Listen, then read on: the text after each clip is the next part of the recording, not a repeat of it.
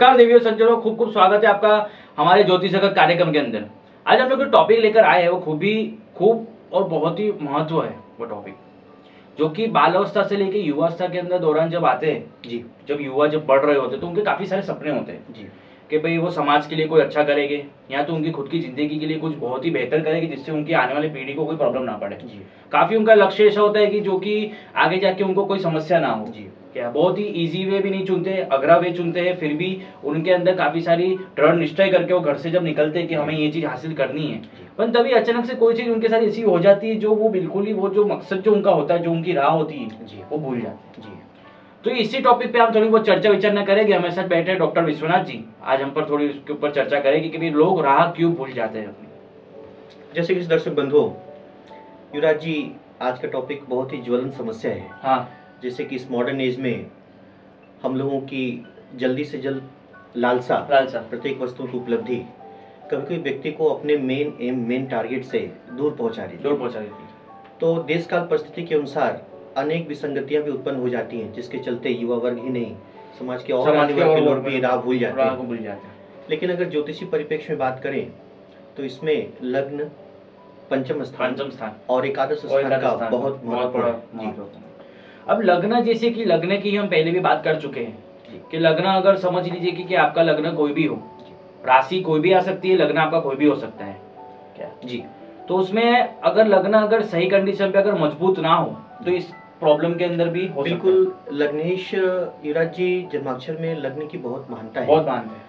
लग्न को हम ऐसा समझ सकते हैं कि मंदिर में जलता हुआ एक दिया, सही बात, एक ऐसे प्रकाश का साधन जो हमारे जन्माक्षर के 12 खानों को प्रकाशित करता है। अगर लग्नेश ही कमजोर है, हाँ, कमजोर स्थिति में है, तो कमजोर स्थिति मतलब कि 6, 8 और 12 के अंदर हो, बिल्कुल, तो उसे हम कमजोर माना जा सकता है जी। नीच का हो, उसके ऊपर पाप ग्रहों का या अशुभ ग्रहों का प्रभाव पड़ता है। तो आजकल की जो युवा पीढ़ी है जी, जो हमने आप पहले ही हम बोल चुके हैं कि भाई घर के अंदर से जब वो बाहर निकलते तो उनका एक मकसद होता है, उनका एक दृढ़ निश्चय होता है कि भाई हमें ये चीज चाहिए जी। तो वो जो सोच होती है, वो जो उनके ऊपर जो एक्शन के ऊपर रिएक्शन जो करते हैं, जो सब चीज जो उनको जो हासिल करनी होती है जी, उसमें वो जो रात जो भूल जाते, तो उसमें कौन से सबसे बड़े प्लेनेट का हाथ है जी? युवराज जी, थोड़ी सी टॉपिक के और गहराई में जाने की जरूरत है। हाँ, हम इस जन्म में अपने पास्ट लाइफ के अच्छे बुरे कर्मों को ही रेक्टिफाई करते हैं। अच्छा, यदि हमारा पंचमेश मजबूत है और लाभेश मजबूत है तो हम जीवन में हर एक समस्याओं से हर समस्याओं से पार कर सकते हैं और हर एक प्रकार की उपलब्धियों को भी हासिल कर सकते हैं। और इसमें अगर कहीं लग्नेश सहायक हो जाए तो बहुत अच्छे फल प्राप्त होते हैं। जरूरत है हमें एक बार जन्माक्षर विवेचित करा के यथा योग की डायरेक्शन जी। जब कभी भी किसी भी वो कोई भी व्यक्ति जो होता है जी, उनके सपने हमेशा बड़े होते हैं जी, कि भाई हम हमारी जिंदगी में ये करेंगे, हम हमारी जिंदगी में वो बनेंगे जी। क्या किसी को कोई पॉलिटिक्स में जाने की इच्छा होती है, किसी को समाज के हितकारी करने की इच्छा होती है जी, किसी को भाई अपने एजुकेशन के अंदर फील्ड के अंदर जाने की इच्छा होती है। अभी का जो दौर है सबसे ज्यादा जो यहाँ पर है जी, क्या तो भाई लोग सबसे ज्यादा बाहर जाना चाहते हैं जी, बिल्कुल। तो जितने भी जो मकसद जो है वो पूरे करने के लिए युवा लोग क्या करें? देखिए, ज्योतिषी परिप्रेक्ष्य में अगर बात करें तो हमारे जन्माक्षर में जो बाधा पहुंचाने वाले ग्रह हैं, हाँ, कुछ विशेष प्रकार के ग्रहों के योगा हैं। जैसे मान लेते हैं युवराज जी, शनि और चंद्रमा का योग, जिसे प्राय विष योग या पुनर्फु योग कहते हैं। ऐसा योग जिस जातक के जन्माक्षर में पाया जाता है वो जातक बार बार वहीं पे घूम के चला जी। और शनि मंगल केतु के योगा है, बहुत लेटर पार्ट ऑफ लाइफ में सक्सेस प्राप्त होती है। गुरु राहु का योग है, जैसे कि हम लोगों ने पिछले एपिसोड में चर्चा भी किया जी, कर सकते हैं। गुरु राहु चंडाल योग पे हमारा वीडियो देख सकते हैं जी जी।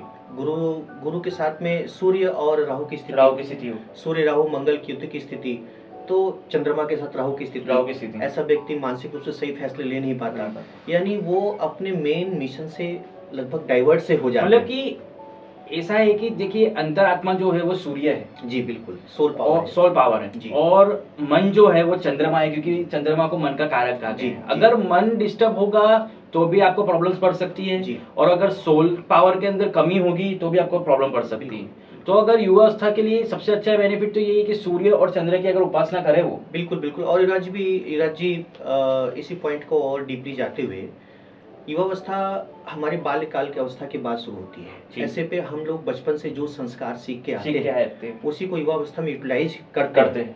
तो जरूरत है हमें एक संस्कारवान विद्यावान और गुणवान बचपन जीने की। हाँ। और युवावस्था की अगर बात करें तो जहाँ तक इसका कारक बुद्ध है, बुद्ध हमारा नॉलेज है। हम सांसारिक गतिविधियों में अपने आप को कैसे सिद्धहस्त कर पाते हैं, इसके लिए बुद्ध की बहुत उपाय देता है।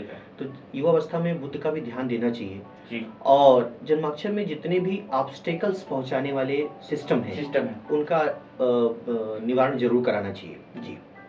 साथ ही साथ अपने अगर आगे बात करें तो ये सूर्य और चंद्र की जो हमने अभी बात की जी, कि अगर वो दोनों की अगर उपासना व्यक्ति कर सके जी, तो बहुत ही अच्छा फलदायक। बिल्कुल बिल्कुल। आपने ये भी कहा कि भाई अभी जो बुद्ध का जो क्रिएट है जी, जो बुद्ध की जो अपने बुद्ध के रिलेटेड कौन से उनके गॉड्स आते हैं? देखिए, बुद्ध विष्णु वंश है। अच्छा। और सरस्वती विद्या है, तो भगवान विष्णु के उपासना विष्णु की भक्ति की जा सकती है जी। बुद्ध के मंत्रों का जाप भी किया जा सकता है, गाय को हरी पालक खिलाई जा सकती है जी। जहाँ तक हो सके अपने भोजन में ग्रीनरी मटेरियल्स जैसे मूंग की दाल और सलगम, गाजर, चुकंदर, ये सब भी खाए जा सकते हैं जी जी। तो ये आपने अभी बुद्ध के बारे में बताया जी। तो बुद्ध के हिसाब से और ऐसा कौन सा जो प्लेनेट है जो पावरफुल और तात्कालिक उस पे असर कर सके? युवराज जी, थोड़ा हमें अपने पीछे के इतिहास की तरफ लौटना होगा। अच्छा। हमारे इतिहास में कई ऐसे महापुरुष हुए जिन्होंने धर्म की खातिर अपने आप को स्थापित किया, कठोर तपस्या की। ध्रुव, मानधाता, नचिकेता।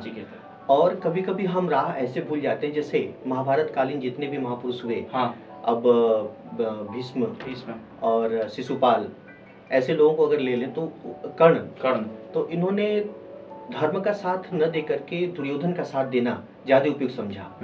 तो राह भूलने का मतलब ये है कि हम जीवन में धर्म कार्य को न छोड़ें, क्योंकि धर्म कार्य में ही परमात्मा सहायक होता है।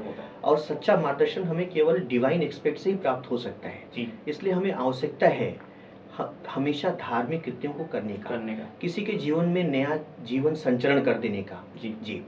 देखिए, इसमें कहना ऐसा है कि आप अगर साथ ही साथ पढ़ाई के साथ में अगर आप 2 बार अगर भगवान का नाम लेते हैं दिन में, बिल्कुल बिल्कुल धार्मिक ऐसा जरूरी नहीं है कि भाई पूरे पंडित ही बन जाए जी। बिल्कुल।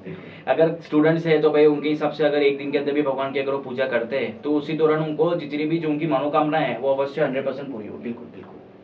तो इसी दौरान आज का टॉपिक हम समाप्त करते हैं। आपको अगर आपकी कुंडली अगर विश्लेषण करानी हो तो आप नीचे दिए गए नंबर पर कॉल कर सकते हैं, तो जो कि मैं युवराज श्रीवास्तव आप ज्योतिष सलाहकार आपको सलाह देने में उपयुक्त करूंगा, और जो डॉक्टर विश्वनाथ जी है वो आपको सजेस्ट करेंगे। नमस्कार।